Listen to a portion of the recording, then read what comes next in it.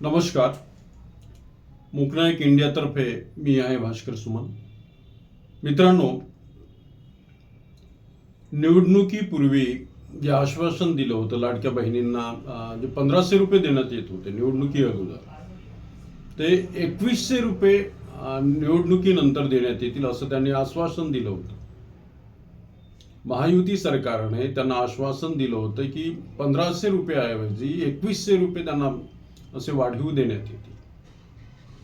परंतु काल परवापासून लाडक्या बहिणींच्या खात्यामध्ये पैसे येणे सुरू झाले आणि बघतात तर फक्त 1500 रुपये त्यांच्या खात्यात येत आहेत. तर जे आश्वासन दिलं होतं मुख्यमंत्री फडणवीस यांनी, ते आश्वासन त्यांनी पाळलं नाही. असा आता लाडक्या बहिणींमध्ये असंतोष आहे.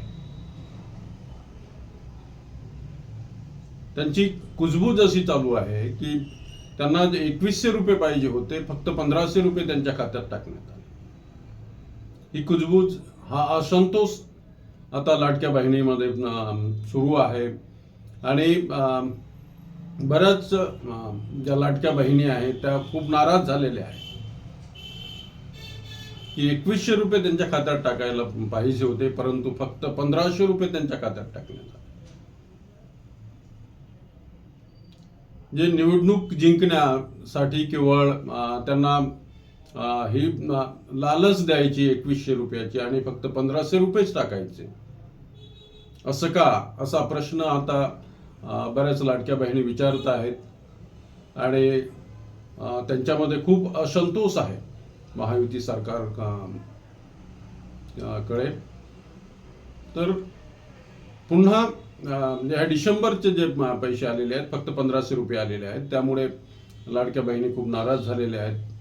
आणि पुढे काय होते, काय करतात,